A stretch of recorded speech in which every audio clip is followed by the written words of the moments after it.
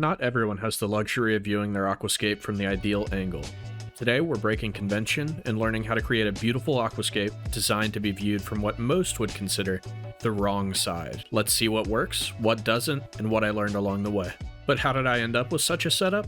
Well, like everyone else who ends up here, it all started with a space problem.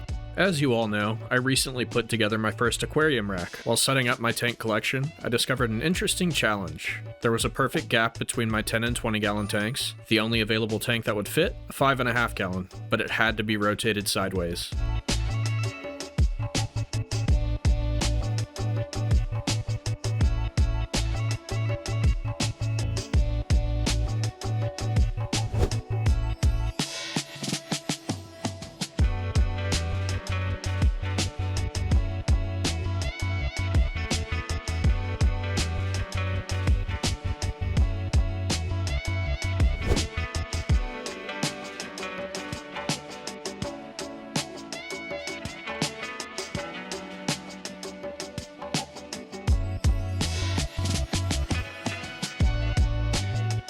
Now came the real challenge, turning this awkward space into something beautiful.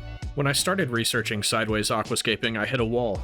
Sure, I found terms like bookshelf and triptych, but nothing really told me how to make my specific concept.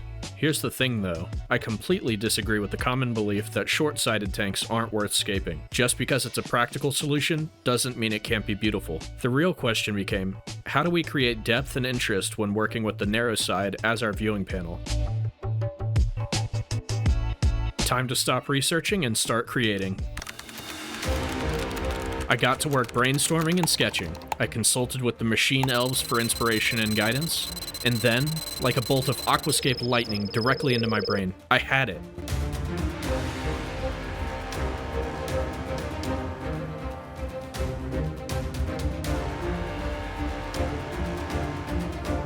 Basically, an uphill inward-pointing rock structure thing, using Siriu stone, decorated with low-tech plants, using a dirt soil layer, and black diamond blasting sand. How original. Of course, having a plan and executing it are two very different things.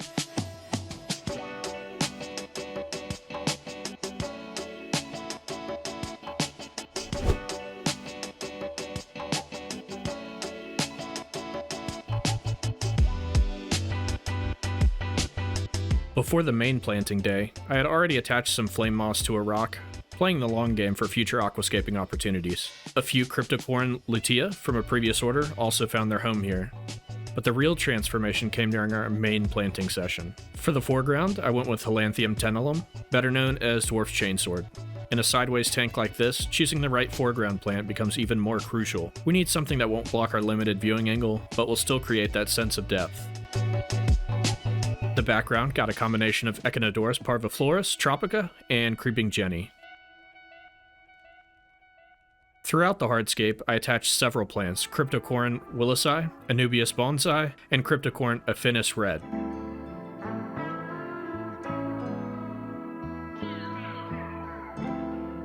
Working with such a narrow footprint meant every plant placement had to be intentional. There's nowhere to hide mistakes when your viewing window is this slim.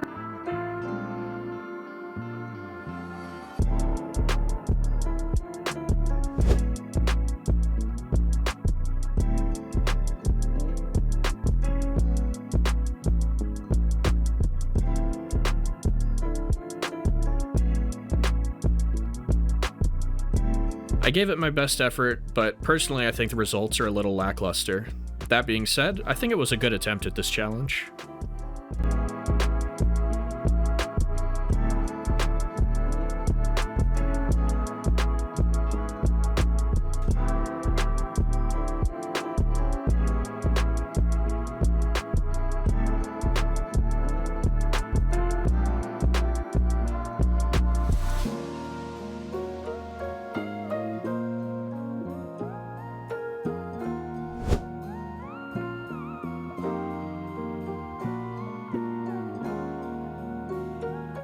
While the tank is mostly full now, I'm keeping my options open. There might be room to squeeze in a few more plants as things develop. Sometimes the best aquascapes seem to evolve over time for me, rather than coming together all at once.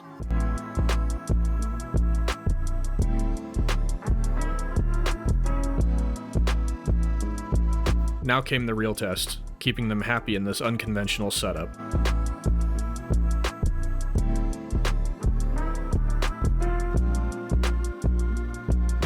One challenge I anticipated but wasn't fully prepared for was just how little space we were working with to convey a message here. I knew things would be cramped, but it got to ridiculous levels. I chose very slim pieces of stone to help cut down on their footprint and allow room for planting. I initially filtered it with a NICREW hang-on back, which I gave an honest review of on the channel. If you saw that review, you'll understand why I scrapped it for a temporary internal filter until I decided what to replace it with. Much like the shrimp colony tank, I began a long, difficult battle with tannins. I didn't have much filter capacity for Purigen compared to the 10-gallon, so most of the work has been done with water changes.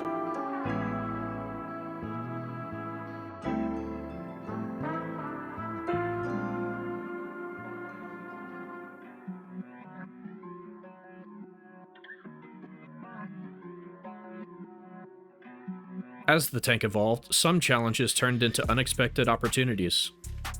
Looking at the tank now, it's evolved in ways I didn't expect. The tannins that I initially fought against have actually created an interesting natural aesthetic that's growing on me. The plants, while not exactly where I planned them to be, are finding their own way to work in the space. I've upgraded to a Hygger hang-on canister filter, and I'm curious to see how it performs compared to previous solutions. I will say, it has a very annoying air purging roughly every minute or so. I saw other YouTubers talking about this in their reviews as well. I tightened everything up and even added some plumber's tape around the seal, but it doesn't seem to have made much of a difference. Hygger support is looking into the issue for me to let me know if they have a solution. Other than the air purging, the media capacity and throughput on this little canister is pretty impressive. I'm eager to see how it holds up over time.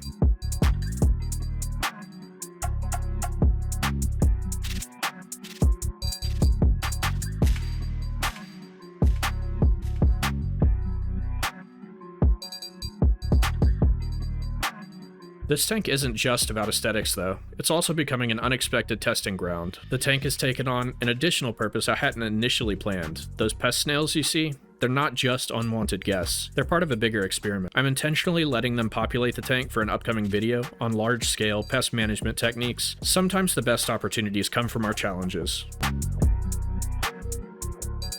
This journey has taught me a lot about thinking outside the box, and I hope it's inspired you too. If you're dealing with space constraints or thinking outside the box with your aquascaping, drop a comment below. I'd love to hear your creative solutions. Don't forget to subscribe to see how this setup evolves, including our upcoming pest snail management experiment.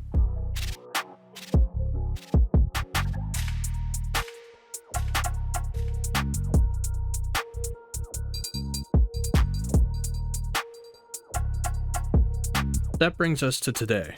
This is how the tank looks the day that I'm editing the video. There is a massive bacterial bloom, presumably from accidentally nuking the snails with API algae fix, that I was trying to experiment. I had no idea it would be so potent against these pest snails, but I'll need to breed up more of them for my future idea, which will have to wait a while for the population to rebound. Thanks so much for watching, and have a wonderful rest of your day.